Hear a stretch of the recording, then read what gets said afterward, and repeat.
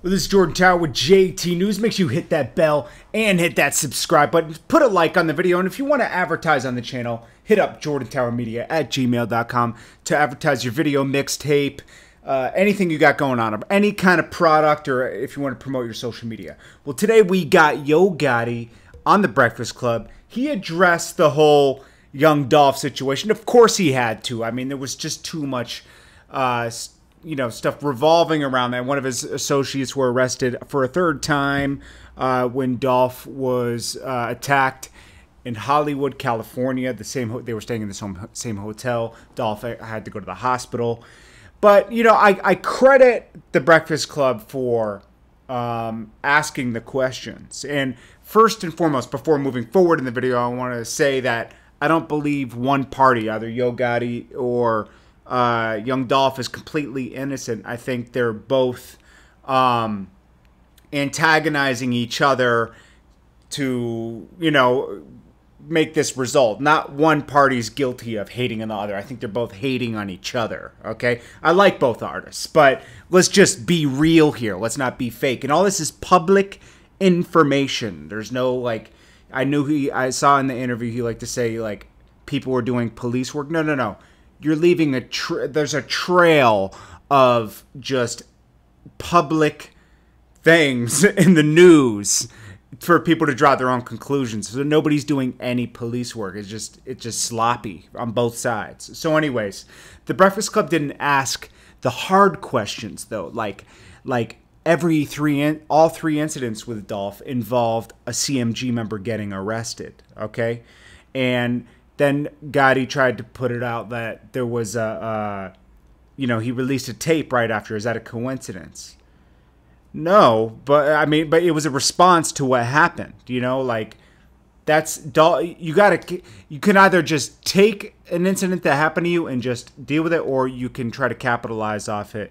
I would capitalize off it if you're a real businessman. So now this is where it starts. So he started off the whole thing by talking about, oh, I have no issue with homie. Of course you're going to say that, okay? Of course you're going to say that. But I think they both have issues with each other. I mean, it's pretty obvious. Now, Yo Gotti shared a text, his last text with Dolph from 2012. He said, it's I'll get into this in a minute. He said, that's how you got to approach this shit, homie. Just stay down and make the right decisions, and you can win big, my dude. You in a good space in Memphis, but you got to take shit from there to the world, and it's going to bring the money. I like your grind, my dude. When I was in your position, none of them dudes that could have helped me did. He's specifically talking about 3-6 Mafia and 8-Ball MJG here, two people he did have beef with at one time because he was coming up and he didn't feel like he was getting the assistance that he should have gotten, okay? Now, the city effed up, homie. Gotta stop letting history repeat itself and show dudes we can get money together and everybody be on some bar shit. Because I gotta make sure no matter what happened, I did my part in helping anyone that can go the distance. And you one of them dudes, homie. Even better, you got your own movement and vision. You just need a real support system. Not any support system. One that understands you. AKA CMG. This is a ploy to have him signed to CMG. And where you trying to go and how you reach the people you need to reach. Now, this was probably his last attempt to try to sign Dolph, because 2012 is when Dolph was really getting hot on the underground scene. And young Dolph addresses this. Now, think about this too. Why would 3-6 Mafia just help people for free in the city? Most people were signed to 3-6. He didn't sign to 3-6. He didn't sign to 8-Ball MGG. And the same thing's happening. What Gotti says, why would I not want to see him win when I put so many people on in Memphis? But they're all signed to CMG. You got Starlito was signed to CMG, and then he got him a pub deal with Cash Money. That was his first six-figure check, he said, from the music business. Obviously, he's left since then. Starlito's doing his own thing. But then after that, I think he had, Zedzilla. Then and Zedzilla was doing his thing for a minute. And then he had Black Youngsta. Before Black Youngsta, Snooty Wild. Okay. And then he has Moneybagg Yo now. And yes, he is putting these guys on, but they're all signed to CMG. Dolph refused to sign to CMG, and I think that's where things got rocky, because I think Gotti saw why, 3-6 and all them didn't help. And I was friends with Gotti and DJ Paul while, around 2009 or 8. And I always asked DJ Paul. I was friends with both of them, worked with both of them. So it's not like I had loyalty to one. It was none of my, it wasn't my problem. It was their problem with each other. I asked DJ Paul, I said, why does Gotti not like you? What'd you do? And we were speaking one-on-one, and he said, I honestly don't know, man. Maybe it's the whole King of Memphis thing. Memphis has this, he explained to me, like any city, and I understood coming from New York that, people want to be top dog. Look at Drake taking shots at Jay-Z. It's not competitive like this, but everyone wants to be in the throne, and it's understandable. We do this to be the best, right? So Gotti was sour that he didn't sign. I mean, that was his last ploy to sign. And so Dolph, he starts sneak dissing Dolph, and Dolph starts having to respond to this kind of stuff. Because, Jay-Z does the same thing. It's a Jay-Z tactic. Gotti can rap his ass off, and he can throw subliminals in there just like Jay-Z does. And, you can pick up on them if they're about you. But Dolph explained the whole Gotti cosign, but not wanting to sign to Gotti. Since day one.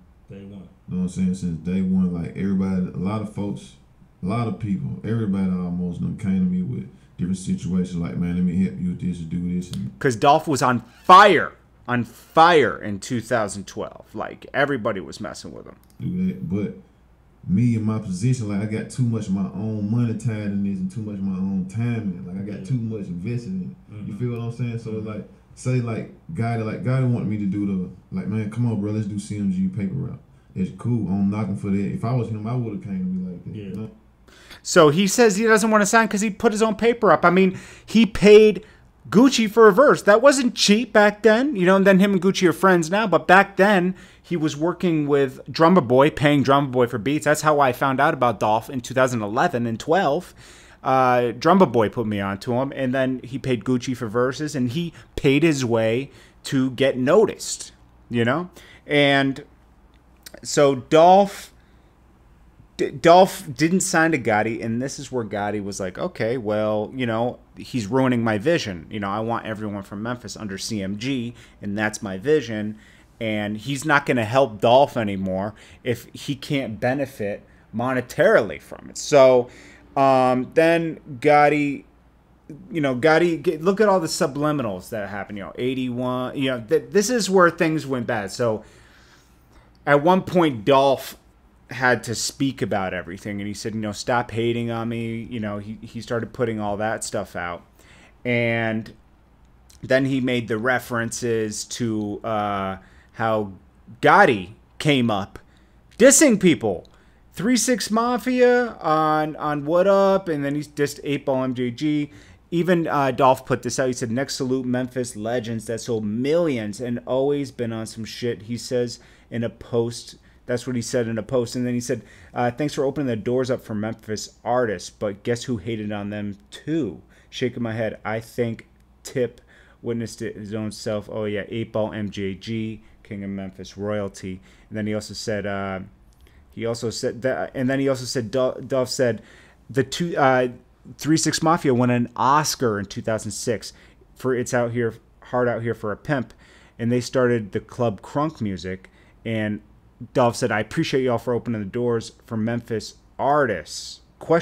He's talking about, because people say that about Gotti a lot now. He said, but guess who started their career by hating on them? Laugh out loud, he was broke, and that's the only way he could get people to pay attention. That's how I found out about Yo Gotti in 2006. I mean, I like Yo Gotti. I'm just stating facts here. I still like Gotti's music. I reached out to Gotti in 2008 and said, yo, let's go to another level, and we worked a lot together. I mean, I like Gotti. It's just that I just don't like what's going on here. Because when you've been in the industry long enough, or you just been around long enough, you can see what's really going on. I mean, if you see the situation enough in the news, you just see what's going on. It's just haters, and they're both hating each other. Dolph's guilty too. Dolph's guilty for dissing Gotti, and Gotti's responding back. It's like, it's just whatever it is. And then, so then the first thing happens in the North Carolina for the CIAA weekend. Dolph's van gets shot up, and then one of the CMG members gets arrested. And, that's coincidence. Like, that's probably nothing, But then the next year, the same thing happens, and then Black Youngster gets arrested. This is all public information, guys. The news, okay? NBC News reports on this locally, okay? So then it's like, okay, this isn't a coincidence anymore. And just before that, Black Youngster had been going around after Dolph had called Gotti out for like subliminally dissing him and everything. Black Youngster took it upon himself to go around Memphis looking for Dolph, and then he chilled out. And then the thing happened at CIAA for the second time, where Dolph was in a bulletproof vehicle. And then, each time Dolph responds with a project, that time it was bulletproof. I mean, I would have done the same thing. He sold a lot of units to that.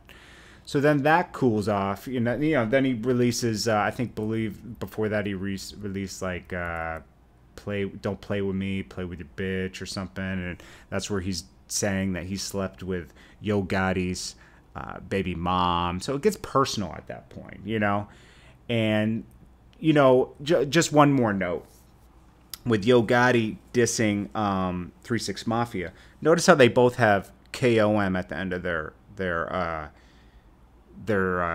social tags. That means King of Memphis, right? Everybody wants to be the King of Memphis. This is another thing that pissed Yo Gotti off, because Young Dolph dropped a project called King of Memphis, okay? I noticed that's a big theme, where it's like, when you start claiming you're the king of somewhere, people want to dethrone you, or they might take offense to it. Like, how are you the king of Memphis when I'm selling more records than you, So this is like a messy beef. I noticed that in the interview, like when I'll give Charlemagne this. He did try to bring up the Black Youngster thing, but Gotti swiftly dodged the question and said, Black Youngster, that's my homie, and then asked for his phone. So they totally dodged the question. And, then Gotti made the point where he said, I don't need to sign. I don't need more money. I got money, so I don't need to sign Holmes, right? It's like, dude, Warren Buffett has $50 million, and he's still $50 billion. I'm sorry, Warren Buffett has $50 billion, right? And he's still doing ruthless business takeovers of companies, buying stocks a little at a time to have more board seats on than the actual owner, and then forces them out of their own company. Because when a company goes public, you can slowly buy up shares, called the takeover, slowly. And Warren Buffett still does that. And Warren Buffett does not need any more money. He has $50 billion, okay? So, like, when you're a true businessman, there's never enough money. If you're really... nobody can ever have enough money, Like, it's a drug, man. So, that's not a good excuse. But, it's like, I just hope that these guys can move past this at one point and not do this anymore, because it's like, you guys are tricking yourselves out of your own careers that you worked hard for. There's a point where you leave the streets, right? You leave the streets, and now you've been in the music business for 4 or 5 years. You're not in the streets no more. You're a legit businessman, and act as such. Don't regress, progress. Pedal forward, not backwards. And that's just my point here. It's like, I like both these artists, but I think they're both being childish, both of them. They're both doing big business. They're both making a lot of money, and they both need to chill out, because someone's going to get harmed to a degree where they can't come back from it, And that's just my point here. I'm sick of like dancing, everyone dances around this when it's like, like nobody's really... Someone needs to mediate this, like a 3-6 Mafia or somebody that's respected in the city. I know Gotti wouldn't really respect that, but somebody big. Maybe even Jay-Z needs to mediate this. Somebody needs to mediate this behind the scenes where it doesn't go any further. Seriously. Like, and it has to be talked about for that to happen. Like, people say, well, stop talking about this. If you stop talking about it, nothing happens. If people keep talking about it, someone like a Jay-Z or somebody will step in, a Puffy that's so respected that they could mediate the situation. So don't take this as a negative video. It's actually a positive video. And the more people that talk about it, the more that the chance that someone big will step in and mediate the situation that's cool with both parties, or just someone that's so respected that you're going to listen to them. Because, you know, you're messing it up for rap at this point. When this keeps going on, big brands won't want to invest in rappers anymore because they're like, oh, this is too risky. And look where rap's come. You know, you're getting big brands backing rappers, Sprite, Puma, big brands. Let's not mess that up, man. Anyways, guys, hit that bell, hit that subscribe button, hit that button. Make sure if you want to run ads on the channel, email jordantowermedia@gmail.com. You can place your ad right here, and I'll check you guys in the next video. I appreciate you guys so much. Hit the like button.